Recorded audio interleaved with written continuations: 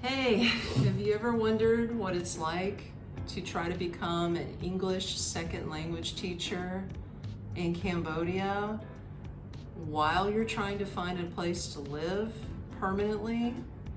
Well, I'm here to tell you that it ain't easy, and in this video, we're gonna go over why.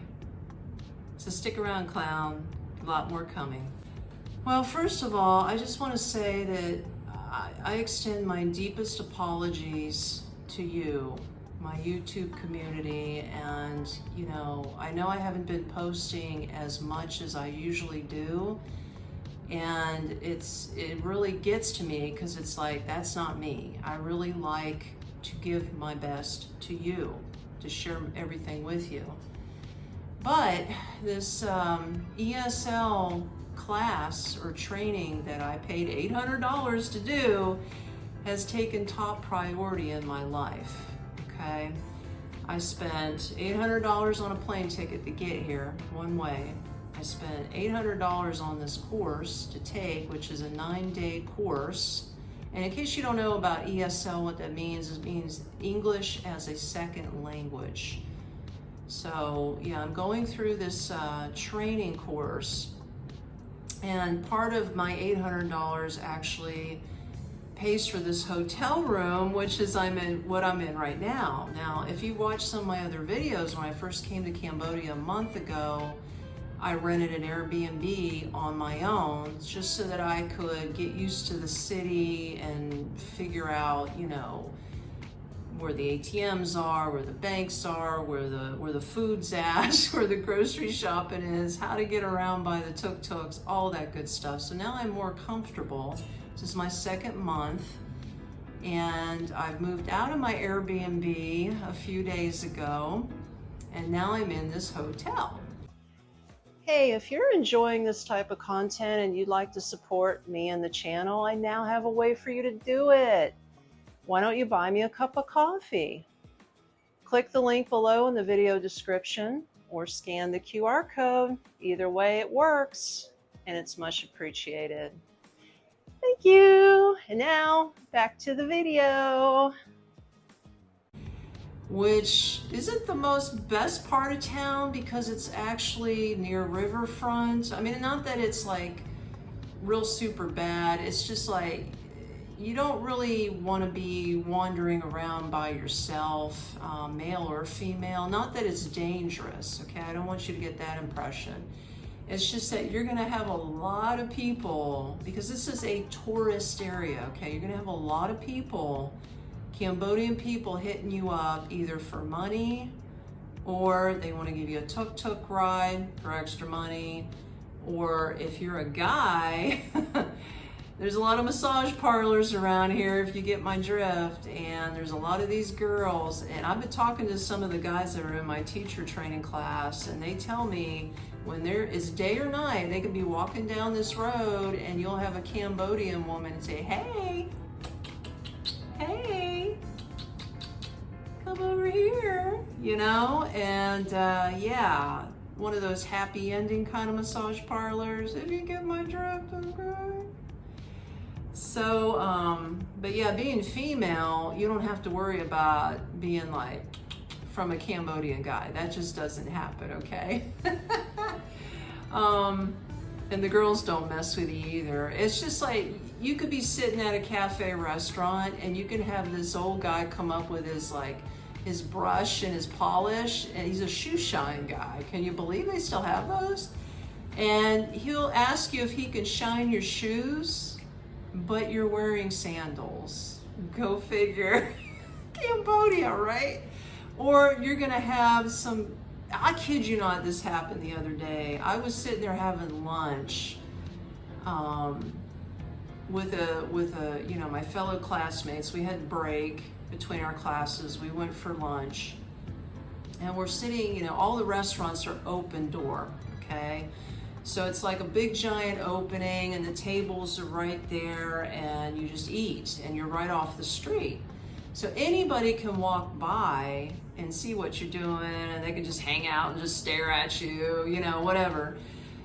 This woman was actually from America because you could hear her accent, and she must have been crazy, man, because we just got done eating and she's just walking by staring at us and then just screams out of the blue to one of the girls sitting next to me. I thought she knew her. She says, "Hey," or however she said it, "you gotta have money to go to the hospital, bitch." And I was like, and I'm looking at them, and they're like, I said, "Do you know this woman?" And they're like, "No."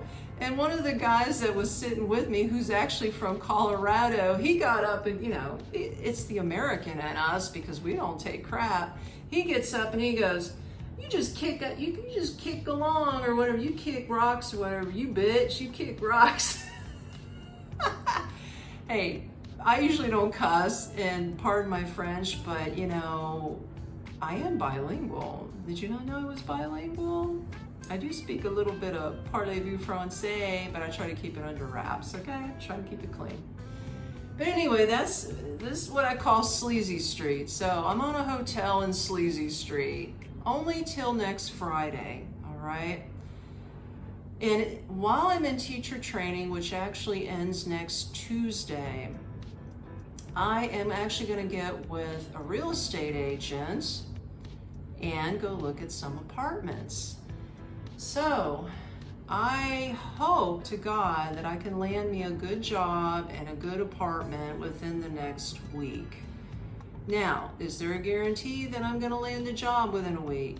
No, but there is a guarantee that I will have several job interviews. The rest obviously is up to me and the employer if they want to hire me. Now let me just tell you a story. This is all the paperwork that I've been dealing with going through my training. These are all lesson plans, okay?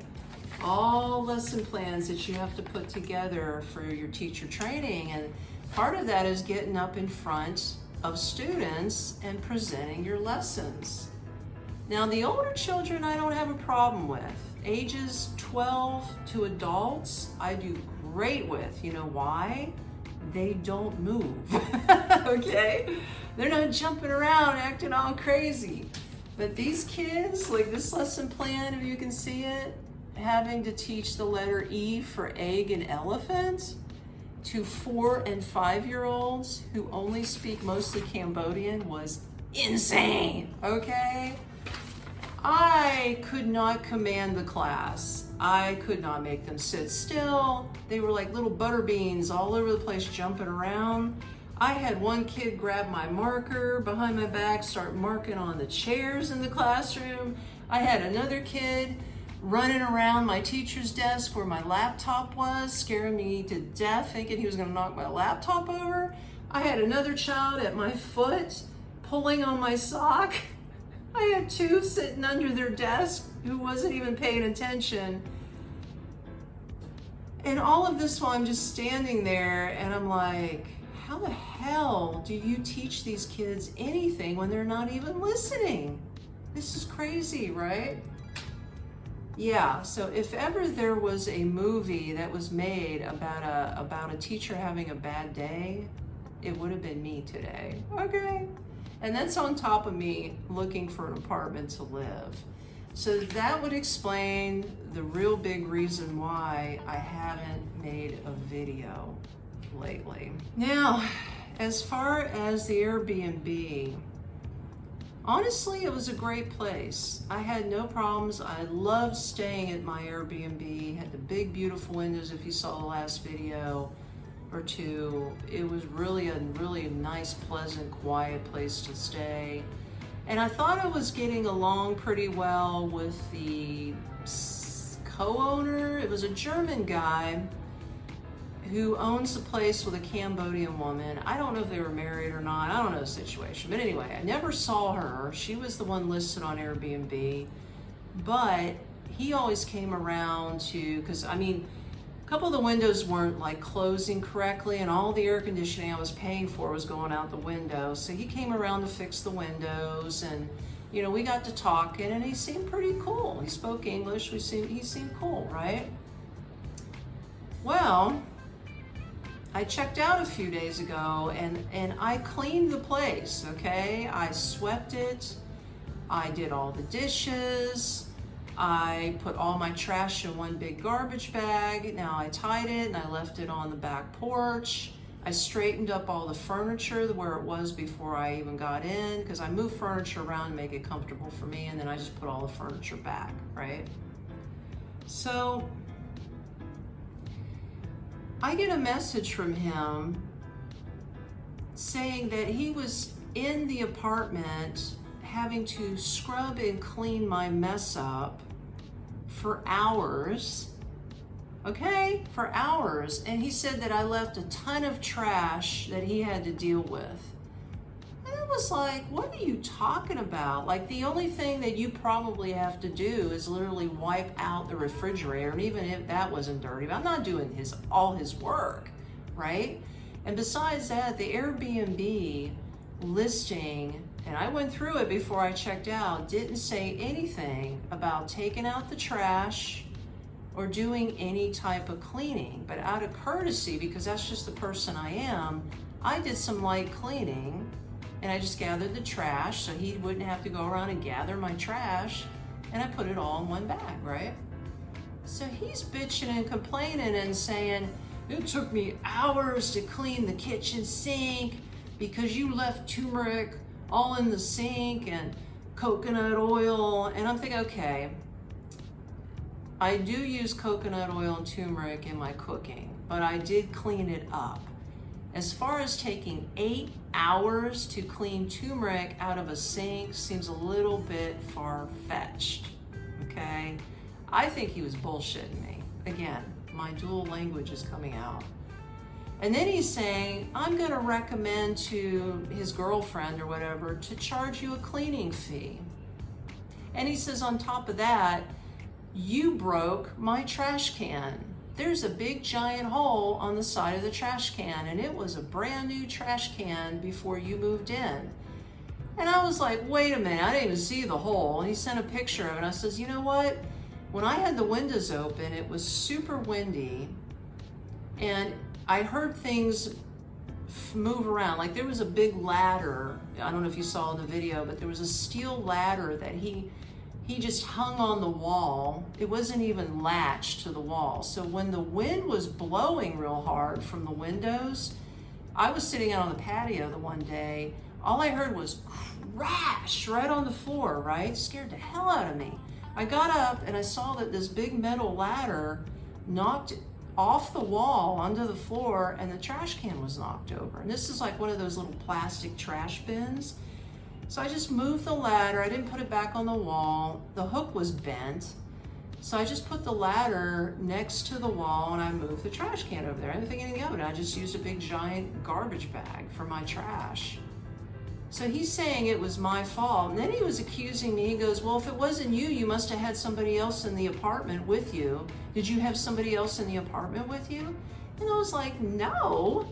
I said, shit. He came over like several times while I was there. He didn't see any kind of clue that there was somebody else living there.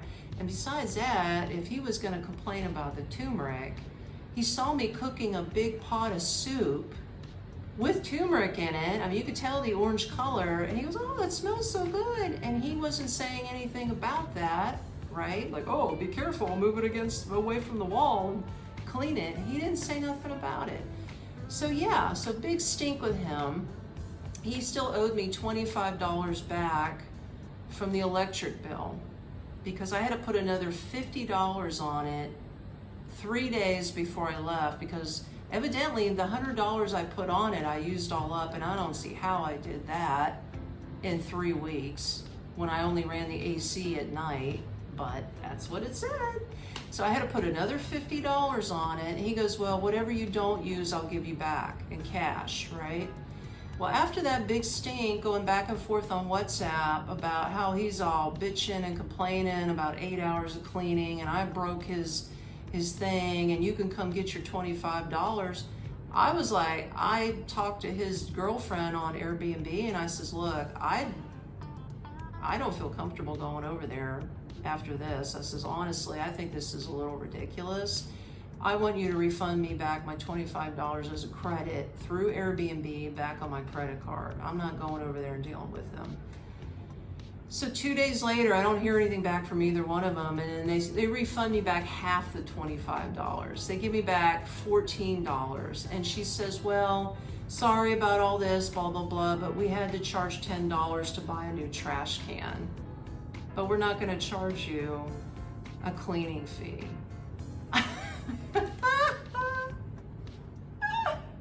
So I'm trying to teach, right? And I've got all this going on in the background with this Airbnb guy. And I'm like, oh my God, how petty. So I'm like, whatever. I'm out of the Airbnb. I really don't care at this point, okay? So anyway, once I get settled into my new place, should I do an apartment tour? Once I get settled, would you like a video about my new apartment in Cambodia? I will be renting an apartment for a 6-month lease. So I'm pretty excited. I usually just stay in Airbnbs 1 month at a time, but this will actually be my apartment in Cambodia. So if you think that would make a cool video, let me know in the comments, okay? And hey, if you've ever thought about moving to Cambodia and teaching English abroad, just like me, also put those in the comments. I'll answer any questions that you might have. And, you know, shameless plug, don't forget to buy me a coffee to help support my journey. And like, share this video. It's free to do that. Why not? As always, I love you, and I'll see you in the next one. Peace out.